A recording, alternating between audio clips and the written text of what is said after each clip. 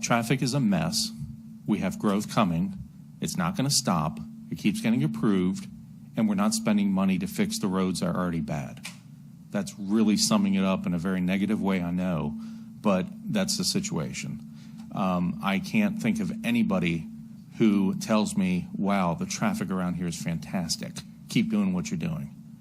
So either we recognize the issues that we're facing or we don't. And I'm not about to ignore what is going on. It's only going to get worse. We have thousands upon thousands of units that have been approved that will be coming into the system. It might be 20 years, but you know what? As I've gotten older, and I won't tell you how old I am now, I just celebrated a birthday, but it goes quickly, and it keeps going more quick.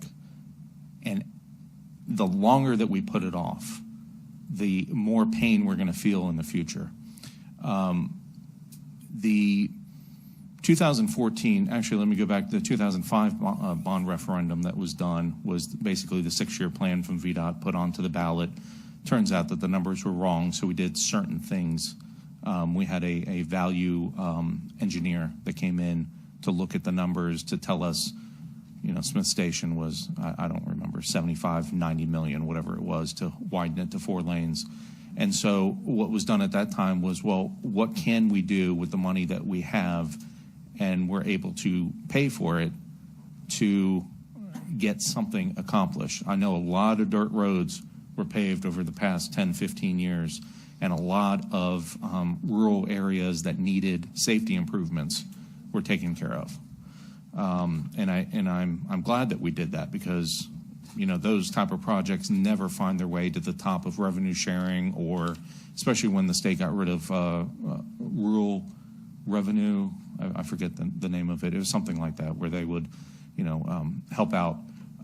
You know, those projects would always fall through the cracks and just would never, because there's just not enough traffic on them. Having said that, when we asked the voters in 2014 to approve the referendums, we did so with specific projects in mind. Some of them, such as the Ely's Ford one, the National Park Service, which I would again ask if we can pressure our Congress people to get on the ball and really push the National Park Service, if for nothing else, for safety reasons. As Route 3 intersection with Ely's Ford, we don't even have turn lanes, which it's just unconscionable that they don't allow us to do that. We are moving ahead on a few things, but what you have basically brought up is that our CIP for transportation, we have been spending that with no problem, but we have not been adequately funding the transportation fund to cover those costs. We did transfer out, and it's been many years, the decal fee. That was 9, 10, whenever that was. But that money into the general fund, but that money has not been put back in. But that money was specifically set in there to pay for these projects.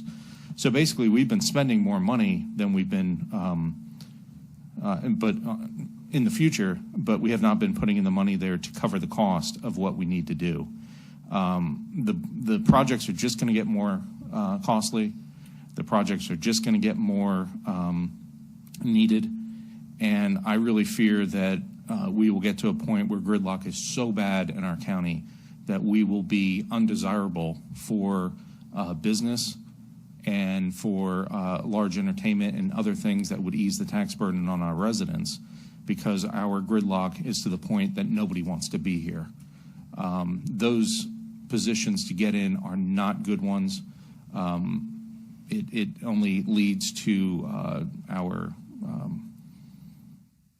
to more problems. I'll just put it that. I don't mean to be so doom and gloom, but it really is just not getting better. And one point that I do want to make on your very last slide there, we bring in roughly $6 to $8 million in the general fund. We had this discussion a few meetings ago when the board voted to authorize pay increases in the future for public safety. Those additional transfers that you have listed on the left-hand side, if you total it up, if we wanted to keep even and not fall behind slowly, we would have to do 2.2 plus 1.6, 3.8 million of a transfer next year just to keep up with what we're doing, correct? Is that what, am I reading that correctly? No, this is saying that by the time we get to fiscal year 24, we're going to need to find another $1.1 million that year.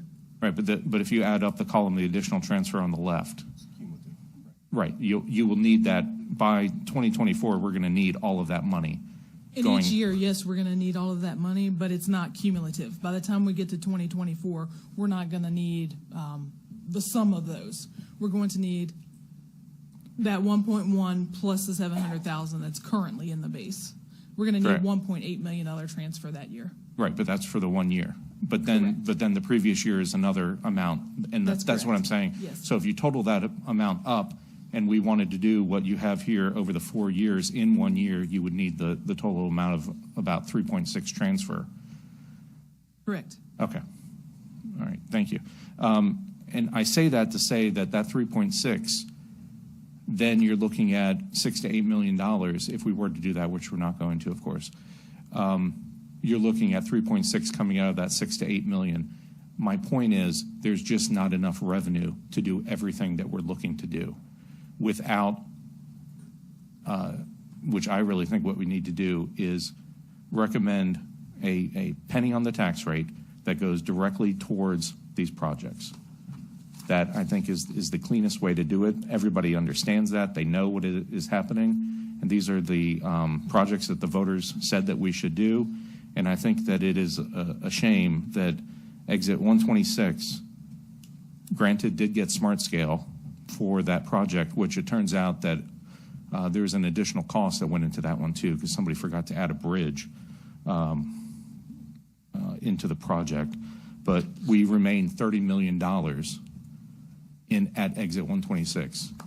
And that's the biggest concern that I have and that people raise to me is just the traffic gridlock that we have there. I challenge anybody. I'm sure you all guys have all gone down there. You stay away on Saturdays and Sundays. You stay away at rush hour. It is an absolute mess. So thank you for bringing this to attention. I hope that this just doesn't die with this presentation, but we continue it on because it is incredibly important. Thanks. Thank you. Any other comments or questions from the board? If not, thank you.